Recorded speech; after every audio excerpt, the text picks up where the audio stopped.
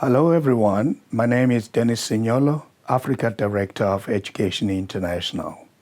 For those who may not be aware, Education International, or EIA in short, is the global union federation representing over 33 million teachers and education support personnel in 180 countries, from early childhood to university. In short, EIA is the global union or organization of teachers. Before we discuss the role of teacher unions in the regulation of the teaching profession, let us first of all establish what a profession is. According to John Macbeth, in his study in 2012 on the future of the teaching profession, a profession has the following fundamental characteristics. Number one, a specialized body of knowledge and skills. A profession has a specialized body of theoretical knowledge and specialized skills acquired through rigorous training. Such training should be provided in universities or equivalent institutions of higher learning. Number two, legal recognition and professional closure. Professions exclude those who do not meet minimum requirements.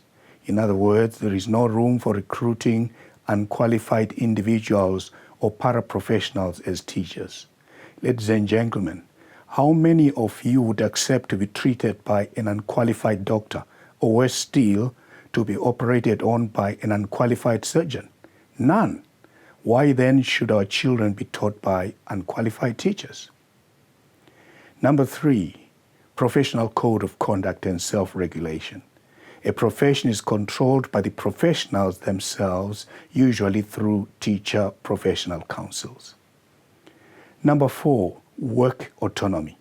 Professionals exercise autonomy over their work. This includes the right of teachers to select textbooks and teaching methods. Therefore, scripted lesson plans undermine teacher autonomy and teaching as a profession. Number five, remuneration. Professionals have decent salaries and working conditions befitting their professional status. Let us remember that teachers' working conditions are students' learning conditions. Given the above characteristics, is teaching a profession in your country? Is teaching a profession globally? Yes, but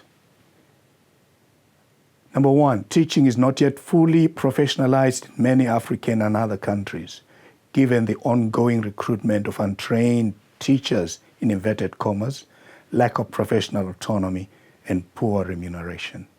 Number two, in many developing countries, teaching standards and teacher qualifications remain relatively low and variable.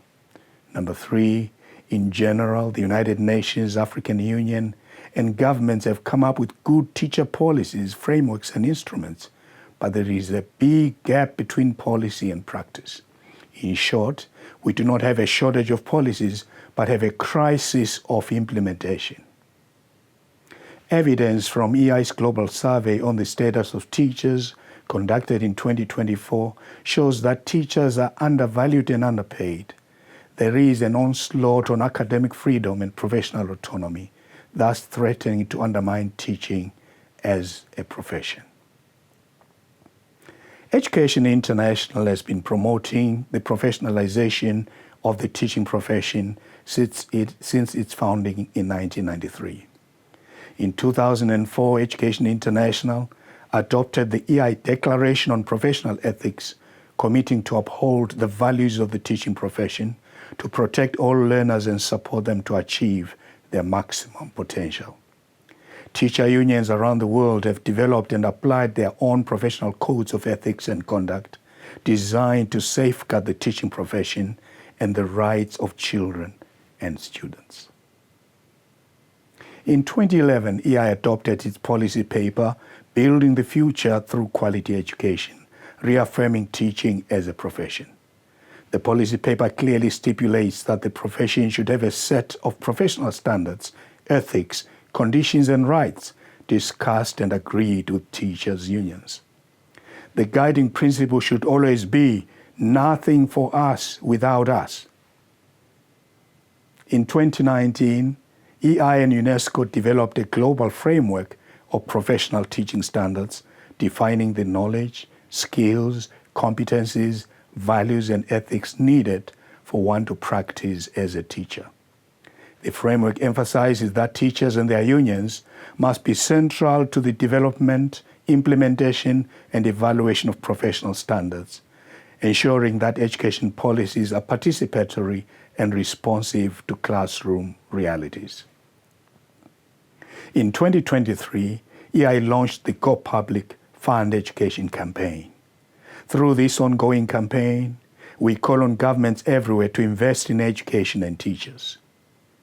We are therefore calling for a quality public school for every child, a public school where every child is taught by a highly trained, professionally qualified, well-paid and supported teacher and learns in a well-resourced, safe and healthy classroom. The Go Public campaign is anchored on the UN Secretary General's high-level panel recommendations on the teaching profession launched in Johannesburg in February 2024. These important recommendations seek to end the global teacher shortage and to uplift the status of the teaching profession.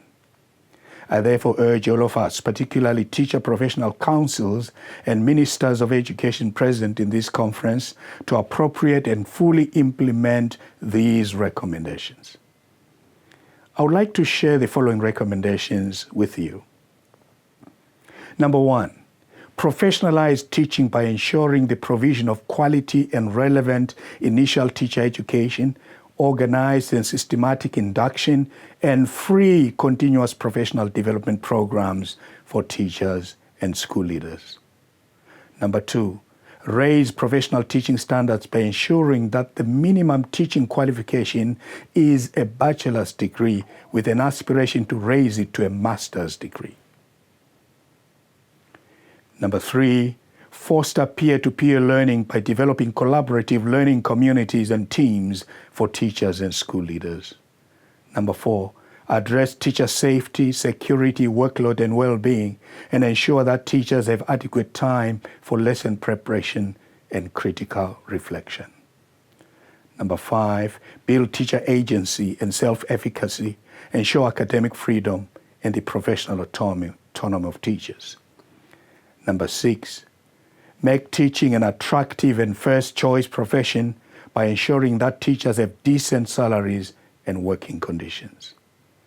Number seven, engage in institutionalized, genuine, and continuous social and policy dialogue with teacher unions by involving them in the conceptualization, implementation, monitoring, and review of education and teacher policies.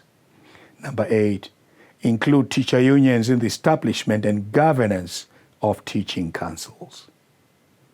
As I conclude, ladies and gentlemen, I would like to leave you with what I call the 5 bigs of education system improvement. You may as well call them the 5 life bigs. Number 1, think big. Don't limit your vision or ambition. Nothing is impossible. Nelson Mandela said it may seem impossible until it's done. Number 2, plan big. Nothing happens by chance. Failing to plan is planning to fail.